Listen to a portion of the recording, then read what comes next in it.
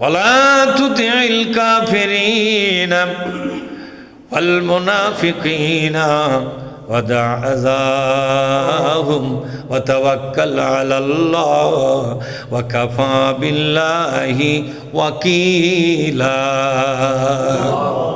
এই আয়াতটা হলো সূরা আহজাবের ৪৮তম আয়াত। ওয়ালা তুতিল কাফিরিনা ওয়াল মুনাফিকিনা ওয়াদা আযাহুম।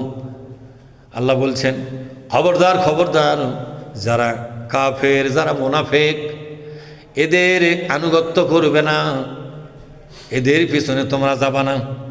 কাফেরদের পিছনে যাওয়া আবার মুনাফিকদের আনুগত্য করা যাবে না। কথা কি বুঝেছেন? কাফের কারা?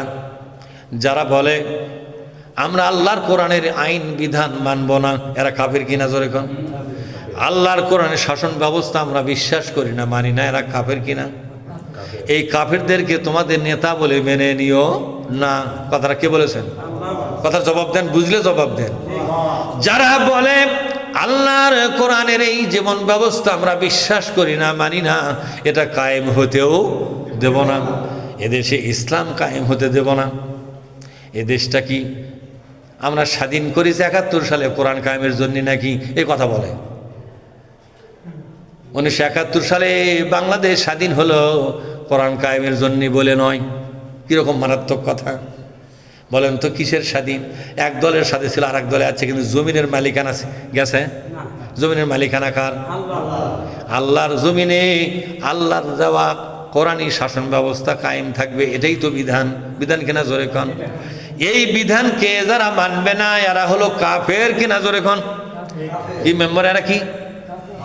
তাহলে ইসলামী শাসন ব্যবস্থা কায়েম করতে যারা দিচ্ছে না ওরা কি মুসলমান আছে না কাফের হয়ে গেছে?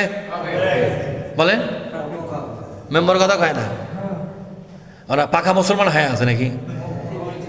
হ্যাঁ, অটো কাফের মেম্বার করছে না। মেম্বার চিন্তা করছে যে এই কথা যদি কই কোনটি ম্যান যা লাগে বা যেটি লাগে লাগুক, কোরআনের শাসন ব্যবস্থা কায়েমের আন্দোলন করতে যারা দিচ্ছে না, যারা বলতেছে এ দেশটা কোরআনের জন্য আমরা স্বাধীন করিনি, হাদিসের জন্য স্বাধীন করিনি, দেশ চলবে সমাজতন্ত্র দিয়ে, মানুষের আইন দিয়ে, এই তো। সুতরাং কোরআন দিয়ে দেশ শাসন হবে, এই জন্য আমরা ৭১ সালে জীবন দেইনি। তো এরা কোরআনের ভাষায় এরা কি হয়ে গেছে? এটা কি বুঝতে খুব কঠিন? তাহলে কাফের যারা তাদেরকে নেতা বলে মেনে নেওয়া যাবে না। যখন যাবে নাকি? কাফেরদেরকে নেতা বলে মেনে নেওয়া যাবে না। এর আল্লাহ তাআলা বলছেন ওয়াল মুনাফিকিনা, মুনাফিকদেরকেও নেতা বলে মেনে নেওয়া যাবে না। ওয়াদা আযাহুম, আর তাদের দেওয়া কষ্টগুলোকে এড়িয়ে চলতে হবে। কি করতে হবে? গুরুত্ব দেওয়া যাবে না। তাদের দেওয়া কষ্ট, গালিগালাজ, হিংসা, শত্রুতা, জেল, জুলুম, জরিমানা, ফাঁসি সব কিছু দেখার পরে, জানার পরে, বোঝার পরও গুরুত্ব দেওয়া যাবে না। নিষেধ করলো কে?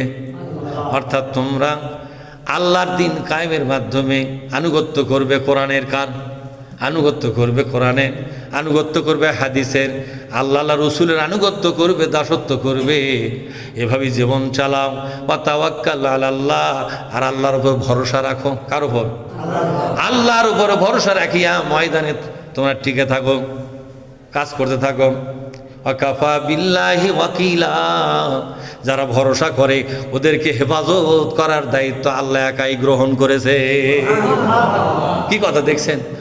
বলেন ওয়া কাফা বিল্লাহি, বলেন ওয়া কাফা বিল্লাহি ওয়াকিলা। জেনে রাখো আল্লাহ আশ্রয়স্থল হিসেবে আল্লাহ কিন্তু যথেষ্ট। সুতরাং ভরসা কার উপরে? আল্লাহ বলছে আমার দিকে তাকা। এভাবে বলছে আমার দিকে তাকা, আমার উপর ভরসা রাখ। কার ভরসা রাখ? আমার উপর ভরসা রাখ, ময়দানে কাজ করতে থাক। তুই একা চলবি না। জেনে রাখো যেখানে আমার কোরআনের দাওয়াত নিয়ে যাবা, একা তুমি নয়, তোমার পাশে আমি আল্লাহ নিজে অবস্থান করতেছি। সুবহানাল্লাহ বলবেন না?